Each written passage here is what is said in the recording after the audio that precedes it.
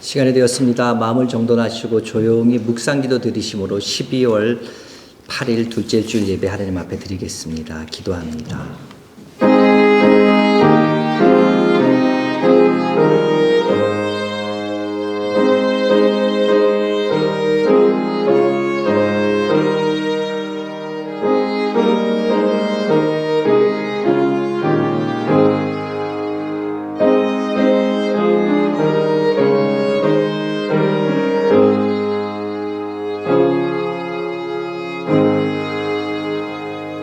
새 노래로 여호와께 노래하라. 온 땅이여 여호와께 노래할지어다. 여호와께 노래하며 그의 이름을 송축하며 그의 구원을 날마다 전파할지어다. 여호와는 위대하시니 지극히 찬양할 것이요 모든 신들보다 경외할 것이로다. 아멘. 하나님 아버지 감사합니다. 우리 하나님, 위대하신 하나님, 그 하나님을 찬양하고 경배하기 위해서 이 자리에 나왔습니다.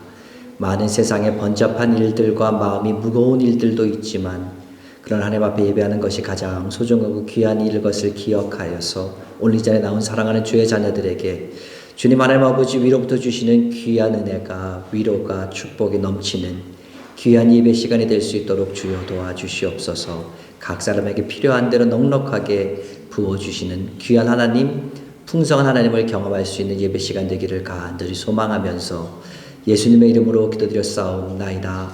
아멘. 할렐루야. 지난 한 주간 평안하셨습니까?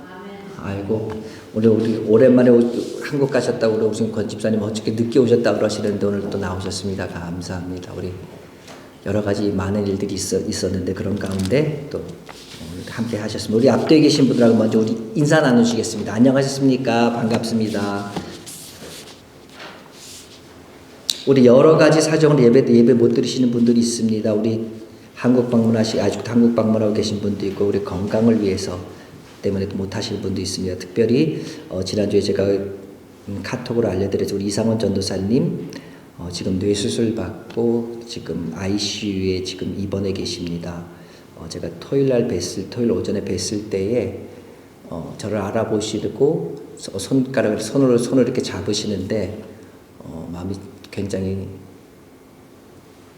뭐라 그럴 표현할까, 마음이 좀 설명하기 어려운 그런 느낌이 있더라. 그런데 전도사님도 이렇게 손잡아 주시고 같이 기도하고 왔습니다. 전도사님을 위해서 아마 ICU에 건강하게 나오시고 또 일반 병실에서 또 잘 퇴원하실 수 있도록 위해서 계속 이후의 과정들을 위해서 기도해 주시길 특별히 부탁드리겠습니다.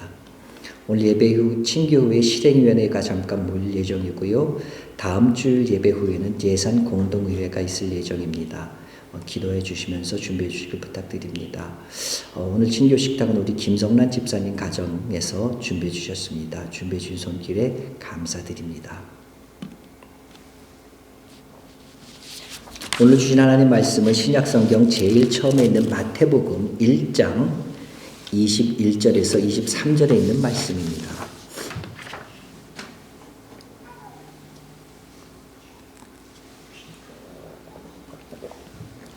제가 갖고 있는 성경책으로는 신약성경 2페이지에 있네요.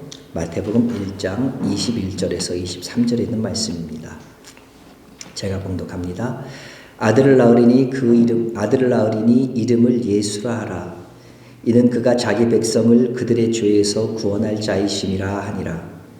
이 모든 일이 된 것은 주께서 선지자로 하신 말씀을 이루려 하심이니 이르시되 보라 처녀가 잉태하여 아들을 낳을 것이요 그 이름을 임마누엘이라 하리라 하셨으니 이를 번역한즉 하나님이 우리와 함께 계시다 함이라. 아멘. 마태복음은 우리가 잘 알다시피 신약 성경의 가장 첫 번째 나오는 책이며 사복음서, 공관복음서라고 말하는 예수님의 행적이 기록된 이 사복음서의 가장 첫 번째 되는 복음서입니다. 또한 구약과 신약의 어떤 다리와 같은 그와 같은 역할을 해준 굉장히 중요한 위치에 있는 책입니다. 근데 이 마태복음을 딱 펼치면 제일 먼저 나오는 것이 예수님의 계보에 대해서 나오고 있습니다. 그러다 보니까 내가 마음을 단단히 먹고 말씀을 묵상해야겠다. 이런 분들조차도 이 부분에 대해서는 그냥 아유 누가 낳고 이런 얘기가 나오니까 그냥 넘어가든지 아니면 그냥 이건 이런 내용이니까 해서 오늘 읽은 본문 21절로 껑충 뛰어버리는 그런 경우들이 왕왕 있습니다. 근데 그 이름들과 관련되어 있는 예수님의 가족사를 가만히 읽어보다 보면은요, 거기에 나온 사람들과 관련된 사건들이 보이고, 그러다 보면 그 속에 감춰진 놀라운 구원의 도리를 우리가 깨닫게 됩니다. 마태복음 1장 1절은 이렇게 시작됩니다. 아브라함과 다윗의 자손 예수 그리스도의 계보라 이렇게 시작됩니다. 마태복음의 주된 독자는 유대인들이었습니다. 그래서 그 유대인들을 위한 복음이었습니다. 그렇기 때문에 마태는 의도적으로 예수님의 조상이 유대인들이 가장 원하는, 유대인들이 자신들이 누구의 자손이라 할 때 아브라함의 자손이라고 항상 말하는 것처럼 예수님 역시도 유대인들과 마찬가지로 아브라함의 자손이라는 사실로 시작하고 있습니다. 이어서 누가 나옵니까? 다윗의 자손이라고 얘기하지요. 다윗은 누굽니까? 이스라엘 백성들이 가장 그리워하는, 정말 돌아가고 싶어하는 태평성대를 누렸던 그 시대의 왕이 바로 다윗이었습니다. 그렇기 때문에 그 다윗을 언급한 이유는 다윗은 왕이기 때문에, 예수님은 왕족에서 가문에 태어나신 굉장히 고귀한 분이시다. 이것을 지금 마태는 나타내 보이고 싶어하는 거죠. 그래서 2절은 어떻게 이어집니까? 아브라함이 이삭을 낳고 이삭은 야곱을 낳고 야곱은 유다와 그의 형제를 낳고. 마태는 예수님께서 아브라함에부터 시작됐다 얘기하면서 그 이어서 이스라엘 백성들이 내세우는 족장들인 아브라함, 이삭, 야곱, 이 세 족장들의 이름을 얘기하면서 예수님과의 관계성, 특별히 유대인들과의 관계성에 대해서 굉장히 언급하고 있는 중입니다. 이까지는 아마 유대인들이 읽으면서 굉장히 마음이 편했을 거예요. 아, 그렇구나. 예수님은 우리와 똑같은 유대인이구나. 아마 이렇게 생각했을 거예요. 근데 그 다음부터 3절부터 6절까지 읽으면서 아마 유대인들은 인상을 찌푸리게 되었을 겁니다. 왜냐하면요, 당시 사회는 어떤 사회였습니까? 남성 중심의 사회였습니다. 가부장적인 사회였습니다. 우리 조선시대가 가부장적인 사회라고 그러는데 이들은 더 했습니다. 사람들이 많이 모여 있습니다. 여자들은 숫자에 세지도 않을 정도로 남성 위주의 사회였습니다.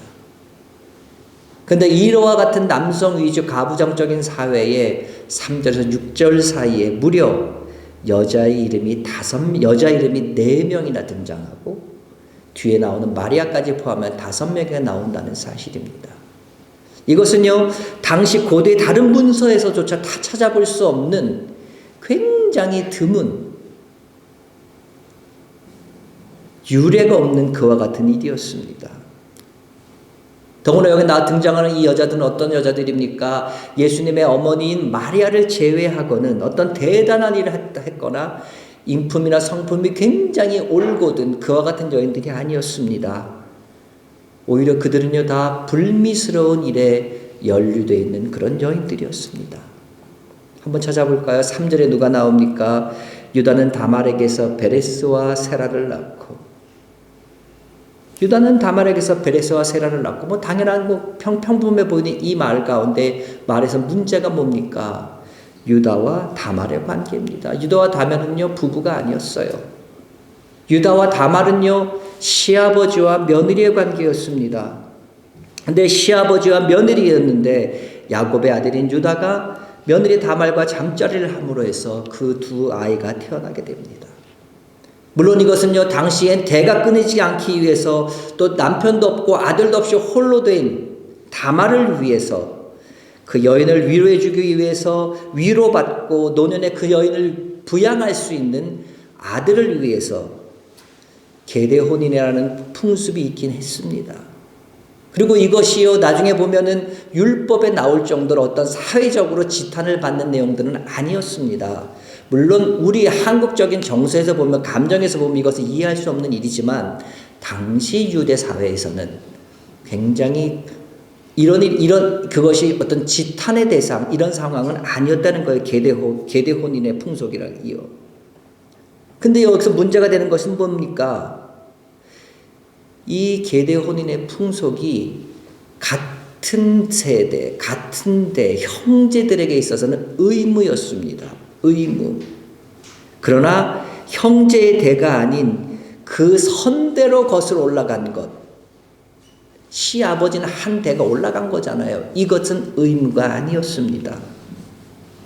그렇기 때문에 성경에도 보면 이와 같은 일이 딱 2번밖에 나오지 않습니다. 또 하나는 뭡니까? 이 계대혼인의 풍속에 따르면은요, 서로 간에 미리 합의나 어떤 이해가 있어야 됩니다. 그런데 오늘 이 다말과 유다 사이에는 이와 같은 것이 전혀 없이, 다만 다말이 상속자를 얻기 위해서 그 시아버지를 속인, 그래서 벌어진 사건이었습니다. 사회적인 통념, 사회적인 풍습을 어그러뜨리는 이와 같은 일, 그리고 거짓말을 통해서 다른 사람을 속여서 하는 일, 하나님께서 기뻐하시는 하나님께서 기뻐하시는 일이 없습니다. 하나님께서 일하시는 방식이 아니란 말이지요. 그 다음 더 이어내려가면 또 어떤 사람이 나옵니까? 5절에 보면은요, 살몬은 라합에게서 보아스를 낳고 라고 나옵니다. 여기서 나오는 라합은 이스라엘 백성들이 가나안을 점령해 나가면서 여호수아에서 나타난 여리고성에 살았던 그 기생 라합일 것이라고 모든 성경학자들이 동의합니다. 근데 이 라합의 경우를 보면은요, 다말을 예수님의 계보에 포함시킨 것보다 어찌 보면 더 불미스럽고 부끄러운 일입니다. 다말은 최소한 적어도 유대인이었습니다. 근데 라합은 어떤 여전이었습니까? 이방인이었습니다. 게다가 그의 직업은 기생이었습니다. 오늘 본문에는 기생이라고 나오진 않지만 성경 다른 본문에 보면 기생 라합으로 항상 기생으로 소개되고 있습니다. 유대 사회에서 이방 여인은 어떤 여인입니까? 혼인을 할 때 기피 대상입니다. 기생은요, 경멸의 대상입니다. 더군다나 그녀는 자기 나라를 정탐하러 온 적의 첩자를 숨겨주고 그들과 협상하고 동족을 속이고 배반한 대가로 구원을 얻은, 어찌 보면은요, 친일파 같은 비난받아 마땅한 대상이었습니다. 이와 같은 여인이 예수님의 거룩한 계보에 들어간다는 게 말이 됩니까? 바로 이어지는 말씀은 더욱 가관입니다. 보아스는 룻에게서 오벳을 낳고, 룻은 이방 여인입니다. 그것도 모압 여인입니다. 모압의 근원은 어떻게 됩니까? 창세기 19장에 보면은요, 아브라함의 조카인 롯이 있습니다. 아브라함의 조카인 롯이 술에 취했어요. 그래서 그 두 딸과 관계에서 낳은 아이들에게 생긴 족속이 바로 모압과 암몬 족속입니다. 한마디로 말해서 이 모압 족속의 근원은 뭡니까? 근친상간의 결과로 생겨난 민족이란 말입니다.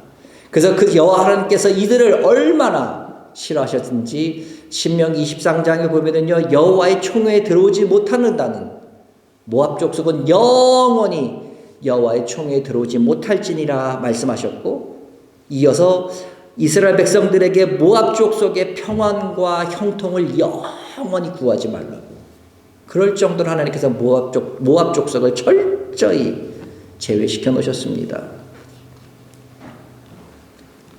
그런데 이 룻이 바로 모압 족속 모압 여인이었습니다. 근데 룻기를 보면은요, 이 보아스가 모압 족속인 룻, 이 여인을 철저히 책임져 줍니다. 모처럼요, 그 바로 아버지였던 살몬이 기생 라합을 책임져 줬듯이 말이지요. 이런 것도 부전자전이 아닌가 모르겠습니다만 어쨌든 이방 여인을 그렇게 철저히 챙겨줍니다. 자, 보십시오. 여기까지 3명의 여인을 제가 소개시켜 드렸습니다. 근데 여기 이 3명 여인 가운데 2 여인은 현재든 과거는 어쨌든 불륜의 관계, 근친상과의 관계로 연루된 사람이었고, 또 한 여인은 어떤 여인입니까? 기생이었습니다. 마태가 예수님의 족보를 기록하면서 이렇게 불미스러운 일에 관계된 사람들을 그것을 이렇게 드러내놓고 기록한 것, 그 일에 대해서 우리는 의문을 한번 가져보게 됩니다. 왜 이런 사람들을 굳이 족보에 넣었을까? 이 신성하고 거룩한 족보에. 마태가 그 사람들이 어떤 사람인지 잘 몰라서였을까요? 아니면 쓰다 보니까 그냥 우연히 들어갔을까요? 아니요. 이것은 철저히 의도된 것입니다. 어떻게 할 수 있습니까? 6절을 보면 그것이 분명해집니다. 6절을 제가 읽습니다. 이새는 다윗 왕을 낳으니라. 다윗은 우리아의 아내에게서 솔로몬을 낳고. 여러분 좀 이상한 것이 느껴지지 않습니까? 본문 6절에서 이새는 다윗 왕을 낳으니라. 다윗은 우리아의 아내에게서 솔로몬을 낳고.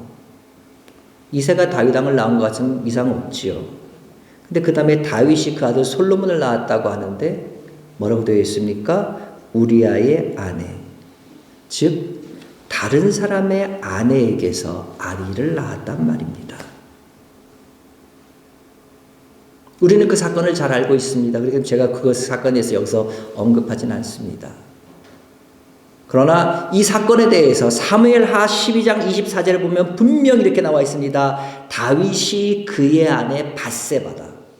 다윗의 아내 밧세바라고 사무엘하에서 분명히 기록되고 있음에도 불구하고 마태는 굳이 본문에서 그 전 남편의 이름은 우리아의 그 이름을 언급하면서 우리아의 아내라고 쓴 것은 그 사건을 다시 기억나게 만들려는 의도가 있음이 분명합니다. 마가의 의도가 무엇일까요? 그것은요, 하나님께서 우리를 부끄러움에서 구해주시는 것뿐만 아니라 적극적으로 부끄러움 가운데로 뛰어 들어오셨다는 것을 말합니다. 무슨 말입니까? 제가 설명을 드리지요. 예수님은요, 왕국에서 화려하게 태어나지 않으셨습니다. 오히려 혼란과 갈등 가운데 아주 부끄러운 가족사를 가지고 말구유에서 태어나셨습니다. 하나님은 구원을 이루시고 은혜를 부어주시기 위해서 가장 부끄러운 죄까지도 선용하셨다는 말이지요. 우리를 구원하시는 그 하나님의 은혜가 덮지 못하는 죄는 없다는 말입니다. 이 말은 우리에게 어떤 사실을 알려줍니까? 우리에게 하나님의 구원의 은혜에서 제외될 사람은 아무도 없다는 것을 알려줍니다. 하나님의 구원의 은혜에서 제외될 수 있는 사람은 아무도 없다는 겁니다.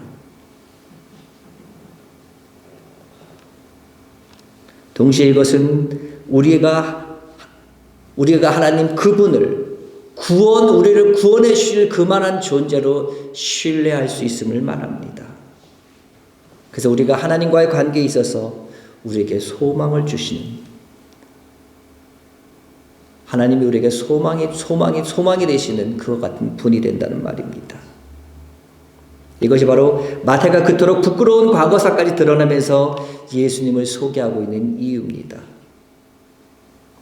다말을 봐라, 라합을 봐라, 룻을 봐라, 밧세바를 봐라, 그들이 행했던 일들을 봐라. 하나님의 은혜에서 제외된 사람은 아무도 없다.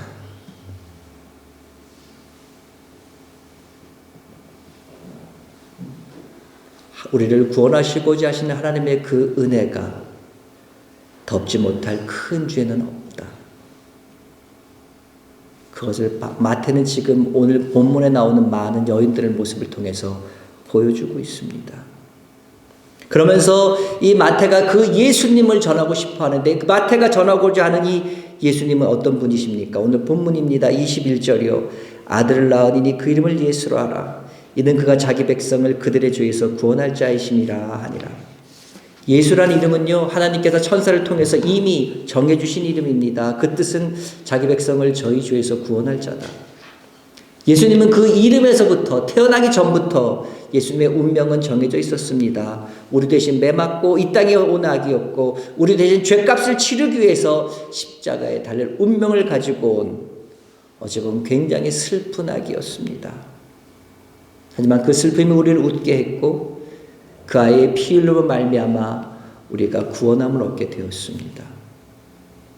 우리가 지금 처한 현실 가운데 다른 사람과 비교하면서 운명을 탓하고 팔자를 탓하면서 마치 그럴 때마다 예수님이 나와 상관없는 분처럼 느껴질 때가 있는지 모르겠습니다. 그러나 오늘 성경은 말합니다. 예수님은 진정 모든 사람의 구주가 되심을 말합니다. 환경이 어렵다고요? 원래 태어나기 이렇게 태어났다고요? 앞에서 본 다말, 라합, 룻, 밧세바 그들의 인생이 험악하고 기구해 보일 줄 몰라도 그들을 사용해서 예수님이 오셨듯이 예수님이 우리를 사용하실 때에 우리들의 인생은 바뀔 수 있습니다.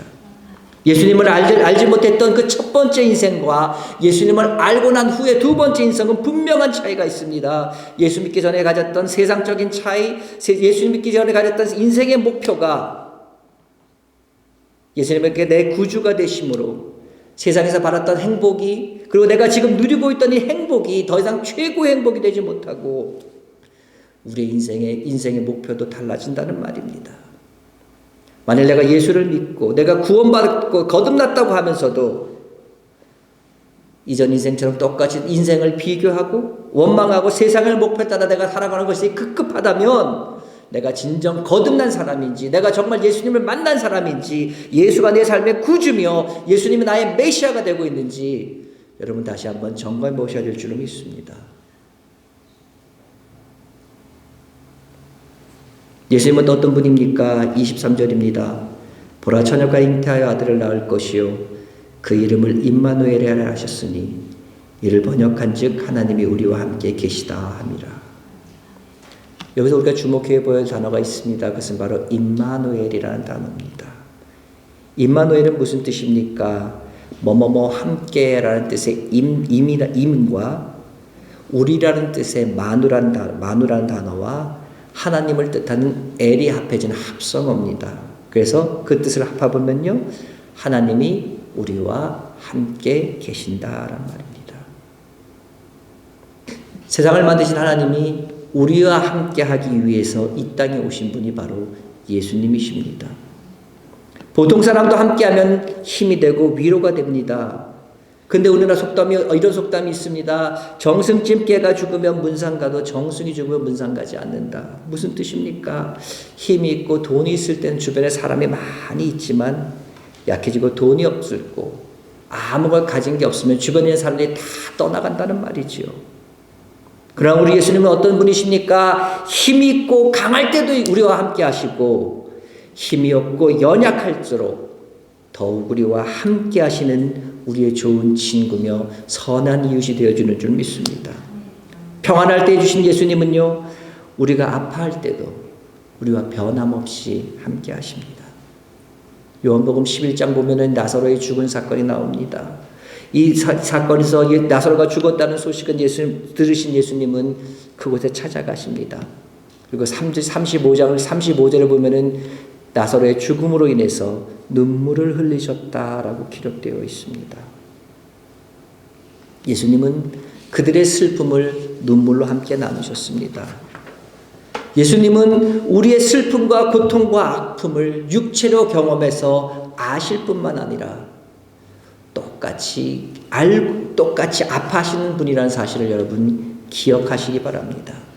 사람들은 변합니다. 나를 버리고 떠날 수 있습니다. 그러나 임마누엘 되신 이 예수님은 언제나 우리를 떠나지 않고 변함없이 우리와 함께 하시며 힘이 되십니다. 임마누엘 되신 하나님은, 예수님은 우리가 불안할 때 안심하고 기댈 수 있는 든든한 바위십니다. 임마누엘 되신 예수님은 우리가 환난 가운데 있을 때 지켜주시는 분이시며, 임마누엘 되신 예수님은 우리가 죽을 때까지 영원한 생명이 되어주시는 분이 임마누엘 예수님이십니다. 존 웨슬리는 이런 말을 했습니다. 세상에 반가운 말이 많지만 가장 귀한 말씀은 하나님이 우리와 함께 하신다는 것이다. 굳이 이 존 웨슬리의 말을 빌리지 않는다 할지라도 천지를 만드신 하나님, 나를 누구보다 잘 아시는 그 하나님이 나와 함께 하신다면요, 여러분 무엇이 외롭겠습니까?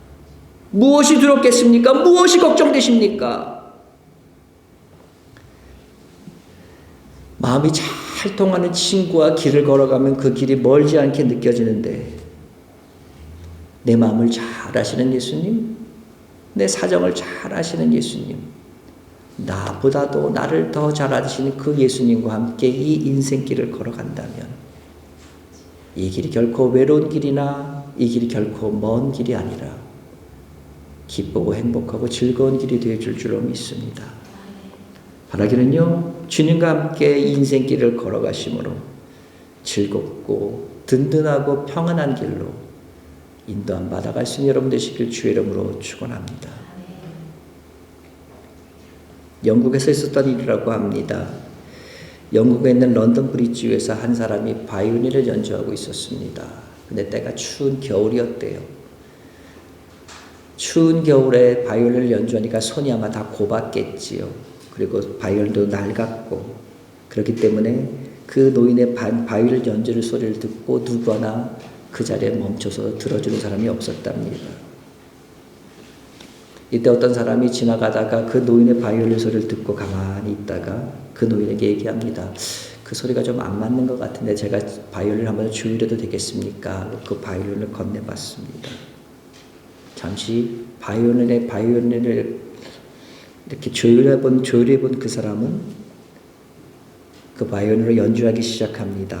낮은 곡조의 가락을 연주하기 시작합니다. 똑같은 바이올린이었는데 너무나 다른 소리가 울려 나오기 시작합니다. 사람들이 걸어가다가 한 명씩 두 명씩 그 앞에 멈춰서기 시작했습니다. 그리고 마침내 그 주변에 사람이 가득했습니다. 이를 정리해야 될 경찰관마저 그 자리에 서서 그 음악을 듣고 있습니다. 낡은 바이올린에서 나온 소리였지만 그 소리는 모든 군중들을 휘어잡았고 마침내 그 노의 낡은 모자에는 많은 동전들이 쌓이게 되었습니다. 이때 어떤 사람이 그를 보면서 얘기합니다. 피간인이다. 피간인이다. 그렇습니다. 그 낯선 사람은 세계적인 바이올리니스트였던 거장 피간인이었던 것입니다. 사랑하는 여러분, 비록 내가 가진 환경, 재능, 그리고 내가 살아가는 삶이 거칠 수도 있습니다. 그래서 낡은 바이올린처럼 그 부족한 바이올린 연주자처럼 소리가 아름답게 나오지 못할 수도 있습니다. 그러나 내가 하나님과 함께하면, 하나님이 옆에만 계셔 주신다면, 그분이 나와 함께 해주신다면, 내 삶을 만져주신다면 우리의 삶은 모든 사람들이 귀 기울이는, 모든 사람들이 부러워할 수 있는, 모든 사람들이 흠모할 수 있는 삶으로 풍성해질 수 있는 것을 믿습니다. 이것이 바로 이 땅에 임마누엘 되신 예수님을 보내주신 이유입니다. 우리를 더욱더 풍성하게 하시기 위해서. 하나님께서 우리에게 사랑의 약속을 실현해 주신 겁니다. 예수님 오신 이 성탄절의 시즌을 맞아서 여러분, 주님께서 우리에게 오신 이것을 기뻐하면서 감사하면서 그분과 함께 하시는 귀한 시간 되시기를 주의 이름으로 축원합니다.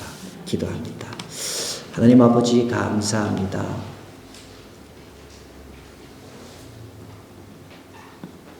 우리들의 모습이 참 부끄럽고 우리들의 모습이 내세울 수 없지만, 그러나 하나님 아버지, 주께서 부끄러운 모습을 지켜만 보시는 것이 아니라 그 부끄러운 삶 가운데 뛰어들어오셔서 우리와 함께하여 주기 위해서 예수 그리스도를 이 땅에 보내주신 것을 감사드립니다.